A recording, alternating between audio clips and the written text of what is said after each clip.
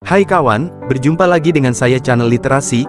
Pada video ini saya membahas makam-makam peninggalan dari kebudayaan Islam, khususnya di wilayah Sumbawa. Keberadaan Islam di Sumbawa telah meninggalkan jejak-jejak yang berharga. Berbagai macam peninggalan tersebut menjadi bukti Islam dalam pembelajaran tentang sejarah Sumbawa. Dari beberapa peninggalan Islam yang dapat kita kupas di video ini, khususnya tentang makam yang berada di wilayah Sumbawa. Dari penelusuran itu, minimal dapat diketahui nama, tempat dan waktu kejadiannya.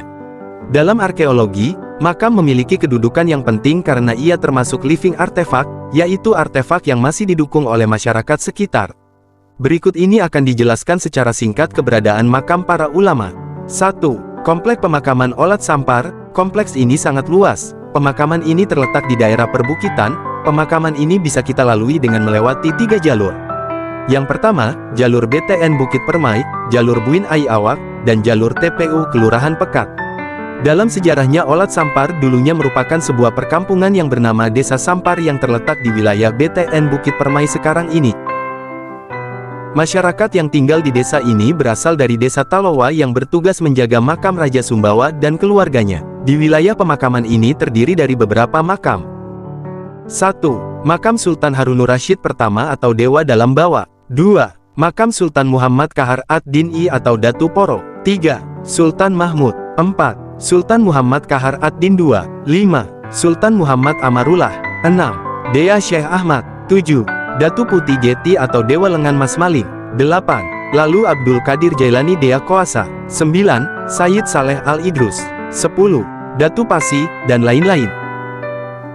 Kedua adalah Komplek Pemakaman Masjid Kerajaan. Komplek pemakaman ini terletak di Kelurahan Brang Barat, tepatnya di samping Masjid Agung Nurul Huda. Tempat ini adalah tempat dimakamkannya dua Sultan Sumbawa terakhir, yaitu 1. Sultan Muhammad Jalaluddin Syah III, dan yang kedua, putranya Sultan Muhammad Kaharudin III, serta para ulama maupun bangsawan lainnya. Ketiga adalah Komplek Pemakaman di Kecamatan Utan. Di Utan terdapat makam Fakih Ismail. Makam ini terletak di Desa Motong. Makam ini dikelilingi oleh tembok dan diapit oleh dua makam kecil. Fakih Ismail ini merupakan ulama besar dan memiliki karakter yang rendah hati. Ketika beliau masih hidup, beliau tidak mau dirinya dikultuskan, sehingga beliau pernah berpesan agar makamnya dibiarkan seperti biasa dan apa adanya.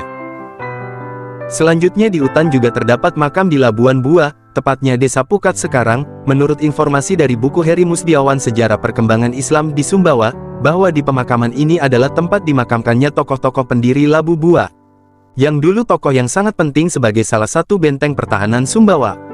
Di sini terdapat dua makam utama. Salah satu dari makam itu terdapat makam Bapak Sayyid Luwi, yaitu seorang ulama, pendiri atau pasak Labu Bua.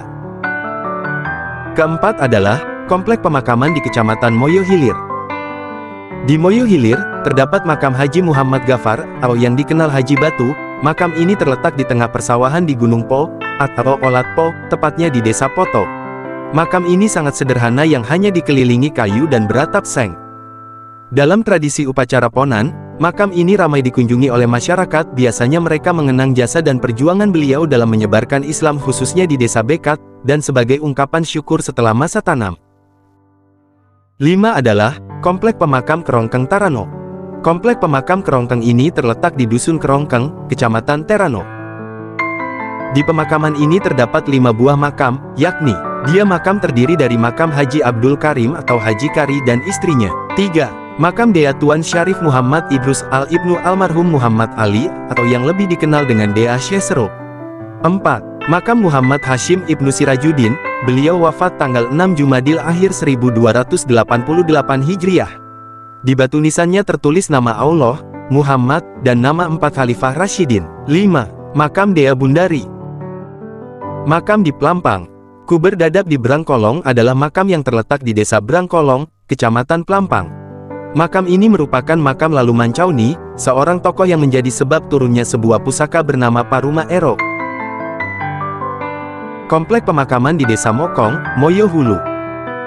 Di sebuah kampung yang bernama Empang Bua, Desa Mokong Kecamatan Moyo Hulu terdapat makam yang cukup unik. Keunikan makam ini adalah di jumlah jenazahnya. Kalau biasanya di makam lain, yang dimakamkan hanya 1 jenazah. Tapi di makam ini ada 4 jenazah dalam satu makam sehingga disebut makam 4 nisan. Makam 4 nisan ini adalah makam 4 tokoh pendiri Empang Bua, juga disebut Pasak Sumbawa. Generasi pertama yang membangun Empang Bua adalah Datune Kaba, seorang ulama yang berasal dari Kecamatan Bua, di Sulawesi Selatan. Datune Kaba masuk ke Sumbawa bersama dengan Sayyid Luwi yang dimakamkan di Labu Bua, hutan yang sama-sama berasal dari Luwu, Sulawesi Selatan. Dan yang terakhir adalah pemakaman di Labuan Sumbawa. Makam Sayyid Muhammad bin Husain Al-Mahdali terletak di tempat pemakaman umum Desa Labuan Sumbawa, Kecamatan Labuan Badas. Makam ini dikenal dengan Kubeir HB. Selain Kubeir HB, dalam bangunan ini juga terdapat 2 makam lainnya, yaitu makam Al-Habib Salim bin Abdullah bin Shikhon Assegaf, sesuai dengan nama yang tertera di nisan makam, sedangkan yang satunya tidak memiliki nama.